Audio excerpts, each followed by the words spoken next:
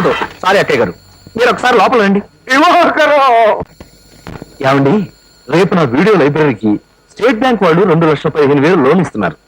ముందు security deposit కింద ₹1,00,000 కట్టాలి. నా దగ్గర 78,000 ఉన్నాయి. మా గోపీచంద్ గారు ఊళ్ళో ఉన్నట్టయితే వాడి దగ్గర తీసుకునేవాడిని. అంచేత ఈ పాట పాడవలసిందే. కావాలంటే రేపు నాకు వచ్చే 2 లక్షలు మీకు లక్షిస్తాను. సైలెంట్ గా వడ్డీకి తిప్పుకుందరు కానీ ఇక వేరే మాట్లాడకండి. మరి ఇన్స్టాల్మెంట్ నెల కరెక్ట్ గా కట్టేయాలి. మీ గోపీచంద్ర అడ్డం పెట్టుకుని ఎగ్గొట్టాలని చూసావనుకో, నేను ఒప్పుకోను. బలివరే నా పాట 50,000. చీటీ పాట అనుకున్నావా, సినిమా పాట అనుకున్నావా? ఇదిగో దేవకరం, తీసుకునేది కాదు వదిలేసేది పాడాలి. బుద్ధిగా నాలెడ్జ్ లేటుంది. ఇప్పుడు ఉదాహరణకి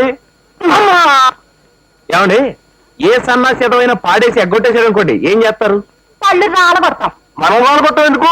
పోలీసు రిపోర్ట్ ఇస్తే వాళ్ళే రాలగొడతారు. మీరు నోరు మూసుకోండి, తెలిసి తెలియని వాగుడు. ఇది లైసెన్స్ లేని బిజినెస్. పోలీస్ రిపోర్ట్ ఇస్తే ముందు మన పళ్ళు రాలగొడతారు. Correct correct.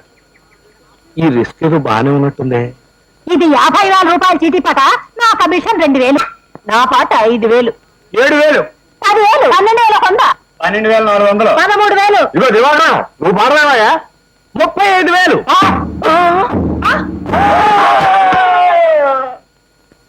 ఇదిగోనయ్యా, నెల కట్టడం మర్చిపోకే. థ్యాంక్స్. నా షాప్ ఓపెనింగ్ కి మీరంతా రావాలమ్మా. రిబ్బన్ కటింగ్ ఎవరో తెలుసా? ఎవరు పనికి మాని 80 ఉంటాడులే. మీరే